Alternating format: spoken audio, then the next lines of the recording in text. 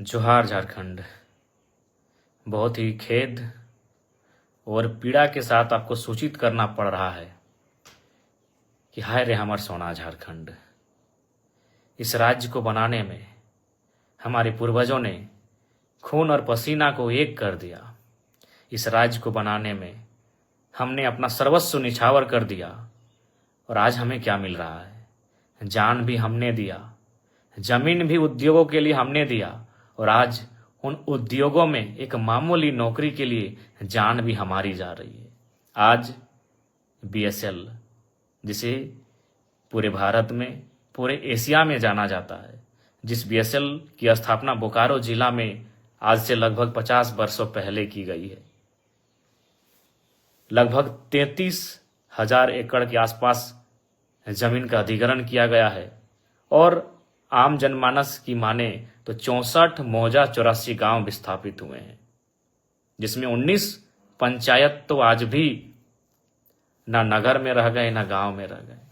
आज अप्रेंटिस के जो अभ्यर्थी हैं वह धरने पर बैठे थे नियोजन की मांग को लेकर, लेकिन उनका धरने में बैठना गांधी के देश में मानो अपराध हो गया। हम इस देश को लोकतांत्रिक देश के रूप में जानते हैं, मानते हैं और है भी। यह देश गांधी का देश कहा जाता है, जहां लोग अनशन धरना के माध्यम से अपनी मांग को शासन प्रशासन तक पहुंचाती है। लेकिन आज बहुत ही दुर्भाग्य की बात है, बहुत ही दुख की बात है कि अप्रेंटिस के अभ्यर्थी जो धरने पर बैठे थे, जिनके बाप दादाओं ने बीएसएल को स्थापित करने में अपनी जमीन देने का काम किया है, आज सीआईएसएफ के लाठी चार्ज में शहीद हो गए। इसे शहीद ही कहेंगे, मौत नहीं शहीद कहेंगे, कि जमीन देकर बीएसएल बनाया और आज वहां नौकरी एक मामूली ही तो नौकरी होगी, 3rd ग्रेड या 4th ग्रेड की ही नौकरी होगी। आज सीएसएफ के भी कर्मियों ने, सीएसएफ के जवानों ने क्रूरता की हद को पार कर दिया। आज दर्जनों बार मेरा सीआईएसएफ के जवानों से सामना हुआ है, जब मैं किसी आंदोलन में भाग लेने गया हूं और सामने सीआईएसएफ के जवान पहरेदारी कर रहे हो, मैंने उनसे कहा कि ड्यूटी कीजिए, इस वर्दी में जो गर्दी है उसके भीतर एक हृदय है, एक मानवता है, उसका भी ख्याल रखिए। यदि लाठी चार्ज करने की नौबत आए तो पांव में लाठी चलाइए, सीधे सर पे लाठी। वो आतंकवादी नहीं थे, वो अभ्यर्थी हैं, अप्रेंटिस के अभ्यर्थी हैं। उनके बाप दादाओं ने जमीन दिया है। सीएसएफ के जवानों, जिस कारखाने की पहरेदारी करके, जिस कारखाने में आप ड्यूटी करके पगार और पेमेंट ले रहे हो ना, जिससे आपकी पत्नी अच्छा कपड़ा पहन रही है, आपके बच्चे स्कूल में पढ़ रहे हैं, जिसको आपने जान से मार दिया ना, उनके बाप की जमीन पर है वो। आप उनके बाप की जमीन की निगरानी करते हैं और खाते हैं, और आप उनको लाठी मार के जान ले लेते हैं। इतना क्रूर कैसे कि आप ड्यूटी की ट्रेनिंग ड्यूटी करते करते क्या आप संवेदनहीन हो गए? आपने अपनी संवेदना को खो दिया है सीएसएफ कर्मियों।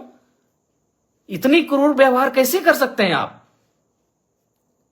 खैर, जिसने भी सीआईएसएफ खुद, जिस जवान ने लाठीचार्ज किया है उसे बर्खास्त करे, सीआईएसएफ के जो आला कमान है, पदाधिकारी हैं, और नहीं तो ये आवाज राज्य में नहीं देश स्तरीय व्यापक आंदोलन का रूप ये धारण करेगा।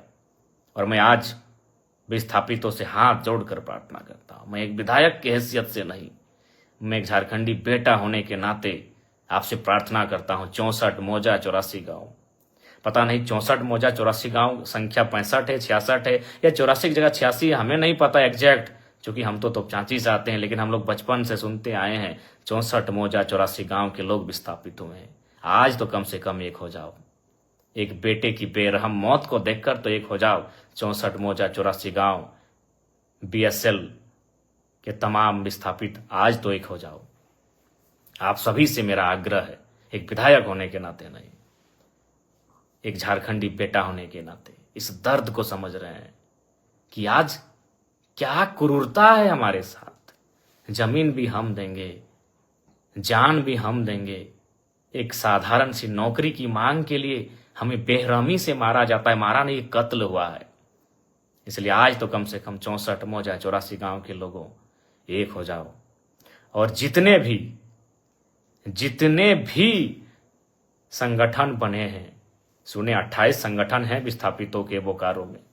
सेल बीएसएल सेल में 28 संगठन बने हैं बोकारो में, अलग अलग नामों से, विस्थापित मोर्चा, युवा विस्थापित मोर्चा, संघर्ष विस्थापित मोर्चा, इनकलाबी विस्थापित मोर्चा।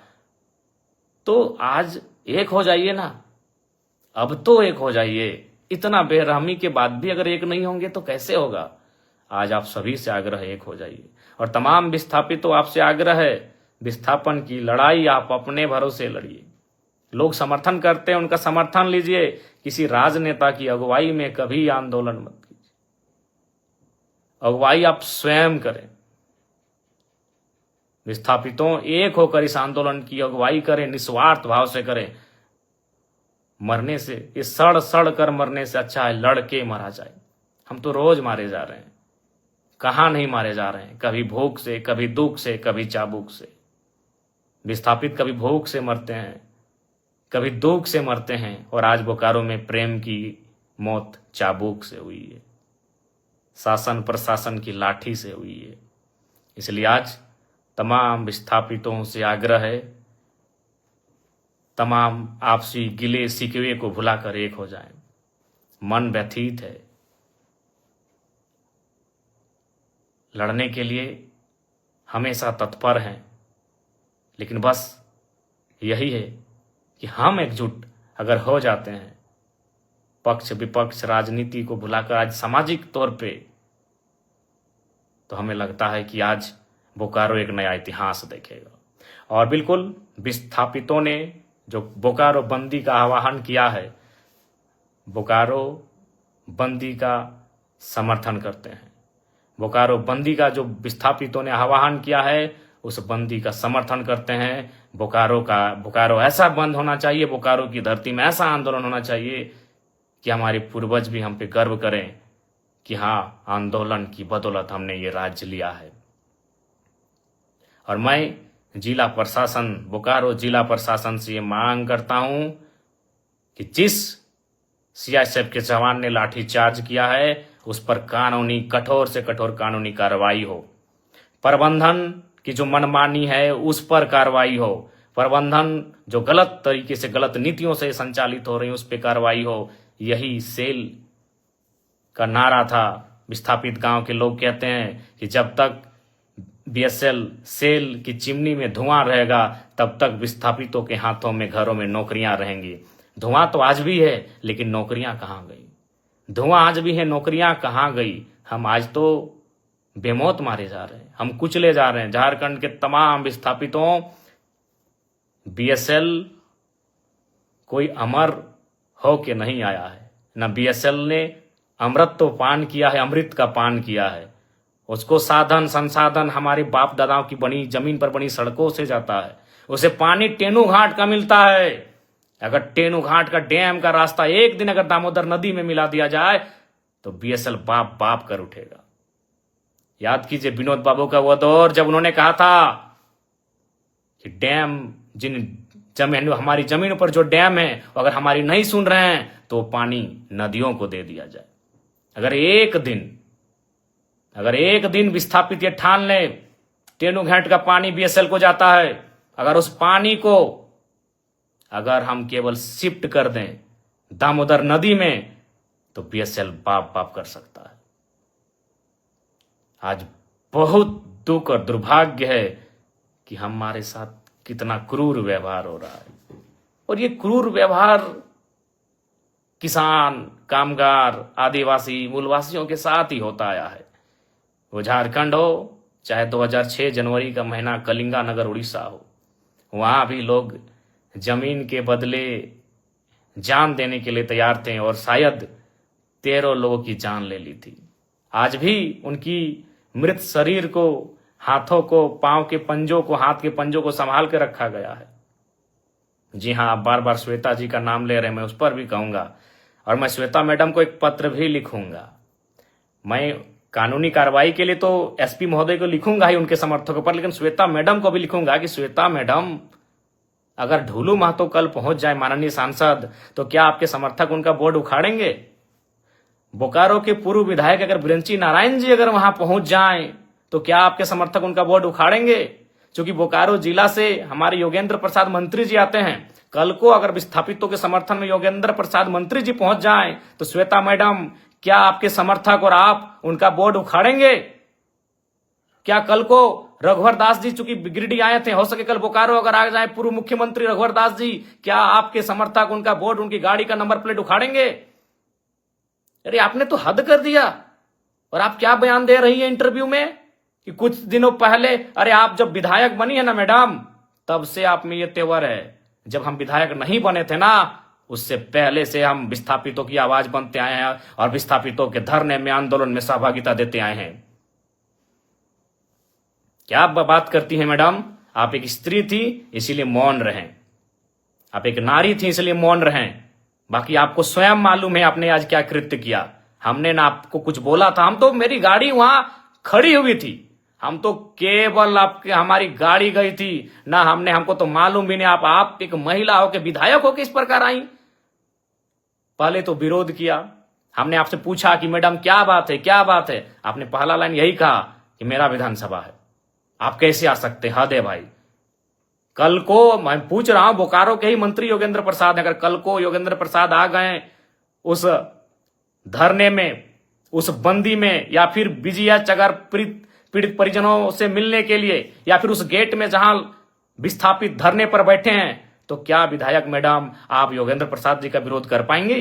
या कल को ढूलू महतो चूंकि सांसद हैं, अगर ढूलू महतो जी पहुंच गए, क्या आपके समर्थकों में, आप में वो कुव्वत है कि आप उनका नंबर प्लेट उखाड़ देंगे? बड़ा दुर्भाग्य लगा मैडम, बड़ा दुर्भाग्य। आप क्या बयान दे रही हैं कि कोई माहौल खराब करे?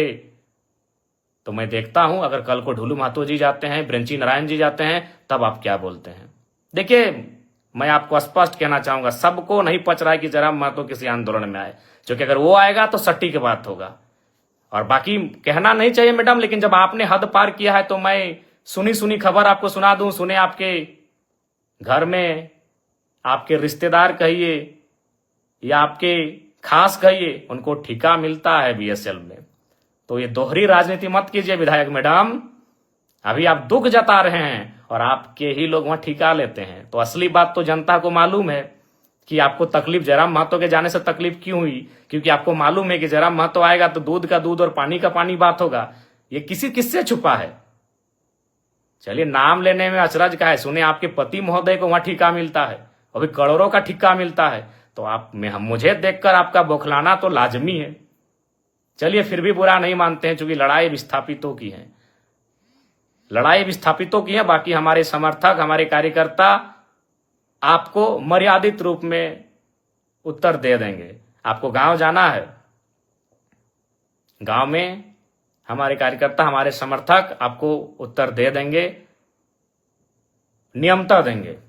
लेकिन आपका ये जो बयान, ये भर्सन कि बोकारो मेरा है, बोकारो विधानसभा मेरा है, वही तो हम देख रहे हैं। अगर कल योगेंद्र प्रसाद, चूंकि तो गोमिया के विधायक हैं, आपके हिसाब से वो गोमिया के विधायक हैं, अगर वो कल चले जाते हैं माननीय योगेंद्र प्रसाद, तब आपके समर्थक उनका बोर्ड तोड़ते हैं कि नहीं तोड़ते, ये भी हम देखेंगे। ढोलू महतो जी अगर चले जाते हैं तो आपके समर्थक उनका बोर्ड तोड़ते हैं कि नहीं तोड़ते हैं, हम ये भी देखेंगे। और अगर बिरंची नारायण पूर्व विधायक बोकारो अगर जाते हैं कल विस्थापितों से मिलने या धरना स्थल पर, तो आपके समर्थक उनका बोर्ड तोड़ते हैं कि नहीं तोड़ते हैं, यह भी हम देखेंगे। ये दुर्भाग्यपूर्ण है, आपकी संकीर्ण सोच को आश्चर्य लग रहा है कि आप इतना संकीर्ण, आपकी सोच कैसे हो गई आज। खैर, सोच आपकी संकीर्ण कैसे हुई, और हम तो बिल्कुल स्पष्ट कहेंगे, झारखंड वासियों, विस्थापितों, विधायक मैडम के साथ जितने लोग पीछे खड़े थे, आप करीब से उनको चेक कर लीजिए, वो झारखंडी नहीं थे। विधायक मैडम के पीछे जितने लोग थे, जो बोर्ड हमारी गाड़ी का, चूंकि हम पीछे आ गए, हमारे समर्थक भी हमें घेर लिए थे, हमारे समर्थक नहीं, जो विस्थापित लोग थे धरने की, दादा आप मत जाइए उधर, उसी बीच उन्होंने हमारी गाड़ी को तोड़ फोड़ करना शुरू किया। और हमने पहले ही कह दिया था कि उनको जो करना है करे, वो नारी हैं, हम कुछ नहीं बोलेंगे। बल्कि हमने आपको प्यार से बुलाया कि मैडम बात क्या है, क्यों यह व्यवहार आप कर रही हैं।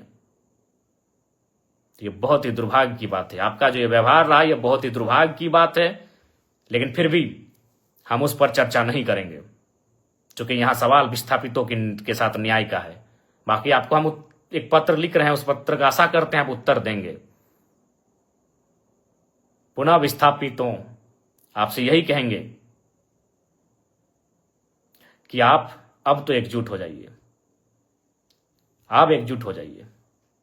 कब तक अलग अलग बैनर में, कब तक अलग अलग नामों से, युवा विस्थापित मोर्चा, क्रांति विस्थापित मोर्चा, उलगुलान विस्थापित मोर्चा, किसान विस्थापित मोर्चा, कब तक?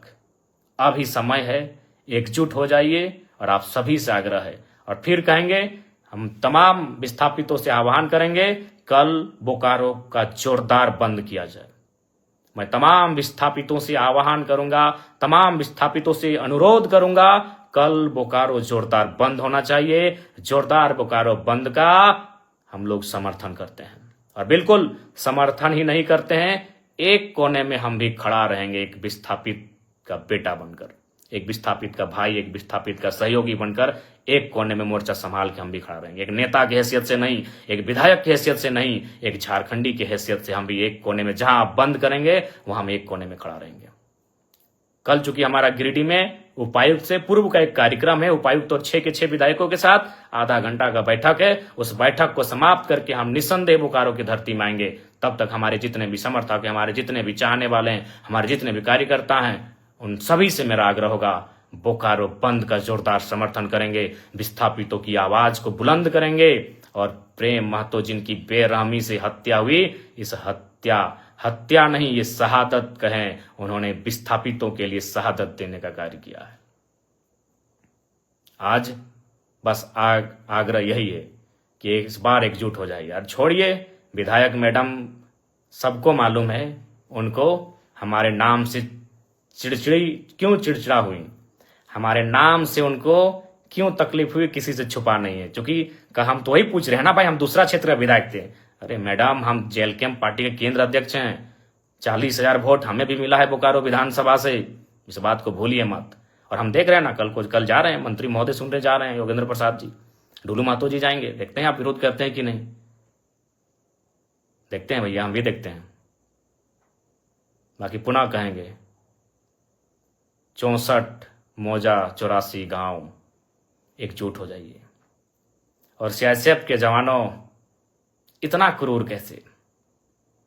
भगत सिंह सही कहते थे कि आजादी तो हम अंग्रेजों से ले लेंगे, लेकिन क्या वो आजादी गांव तक जाएगी या अमीरों के हाथों में रह जाएगी?